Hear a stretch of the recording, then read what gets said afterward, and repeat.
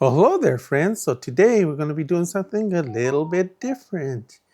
So I need your advice on something, and I hope you can answer me in comments about this question.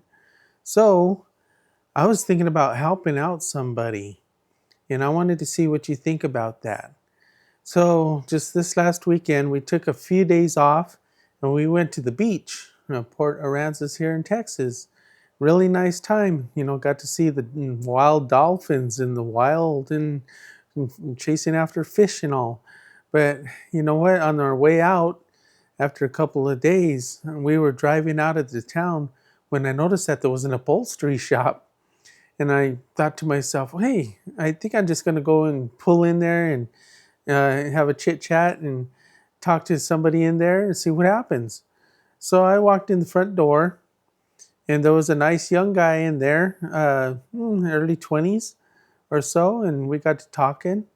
And he was telling me how, I asked for his business card first, but I didn't really tell him I was a customer, and I have a feeling that he thought I wasn't a customer because in the way that we were talking. If you find value in my upholstery tutorials, now is an easier way to contribute to my YouTube channel. Buy a coffee by scanning this QR code now. Thank you. And this is the list of my latest contributors.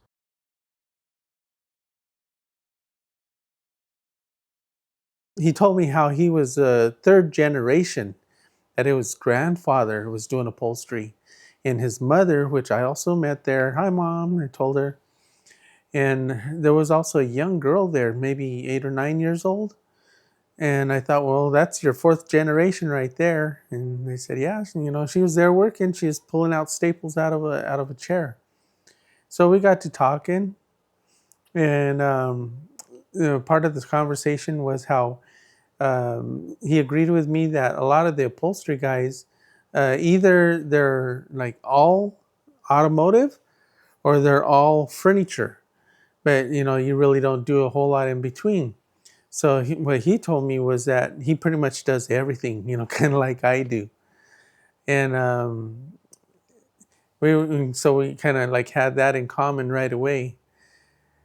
So he's got a pretty thriving business, really, because he's on a main street in the town, where there's a lot of boats and there's awnings, and he was working on some awnings, it looked like, and some kitchen chairs.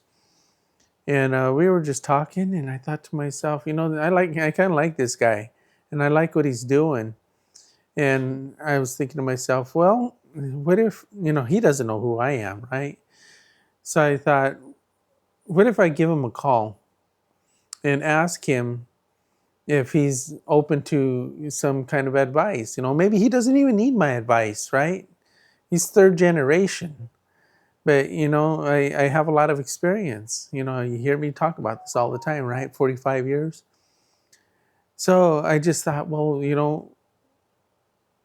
there's always something that we can learn, or some kind of advice, or somewhere something, you could pick up something that would help you out. So I was kind of thinking about getting a hold of him and maybe spend a few minutes with him, uh, and tell him who I am and what I'm doing. Tell him that we have this YouTube channel where I help out a lot of people. Apparently, I help out a lot of people because you tell me in your comments how much I've helped you. And I was thinking about just kind of extending it to him on a personal basis, one on one.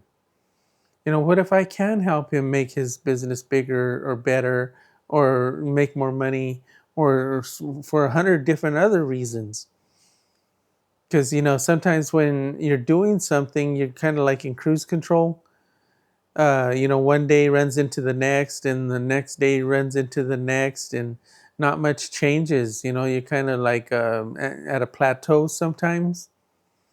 But there's always room for improvement. There's always room for expansion. There's always room for expansion in the mind, right? So I thought to myself, well, I think I'd like to talk to this guy. I'm not mentioning his name or anything right now because I haven't talked to him about it. So he might get a whole bunch of phone calls, right? and then he might wonder what the heck's going on. So I thought, okay, well, I'll call him first, and I'll get his permission. I'll tell him, and I'll give him a shout out on here on the channel, and if he was interested. I don't know if he needs any more work. He looked pretty busy, but you know what? There's always more, right? There's always more out there somewhere. Be it more customers, more money, more something. Some kind of exposure or opportunities, or anything could happen. What if we put him here on the channel, and something happens where he's presented with some kind of opportunity that could change his life, right? Somebody comes into his shop and says, well, I saw you on YouTube. I got this $1 million boat that needs some work, and I don't mind paying, $500,000 for you to work on it for me. That sounds kind of like way out there, but I'm telling you, it's really not. It happens. But, I'm on this side of the camera, and you're on the other side of your monitor or your phone. And, I can't reach out to you personally like that, but I can with this guy. It's actually about a 6-hour drive away. Texas is pretty big. You could drive for 6 hours in any direction and you're still in Texas, right? But, we have the phone or whatever. I can give him a call. And, what if we can make some kind of a friendship out of this, or some kind of a friendly relationship? I'm not asking for anything in return, right? But I think that if he wanted it, I could probably help him out in some way, but I'm willing to extend myself out to him. So you can tell me, I've been kicking this around for the last couple of days and thinking about it. Is it a good idea? Is it not a good idea? Maybe you can help me decide. Oh, and by the way, Philip, I got your letter. So I got your beautiful handwritten letter, and I got the gift that you sent me. That was so awesome. So I did get it. What happened was, so it was placed in the wrong box at the post office. Somebody else got it. Somebody else opened it, and then they realized it wasn't their mail. So they returned it back to the post office, and then they handed it to me. So yeah, we got it. It was missing for about a week, and we didn't know where it was.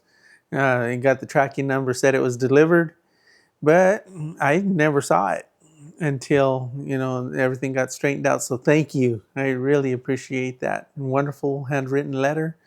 That was so awesome.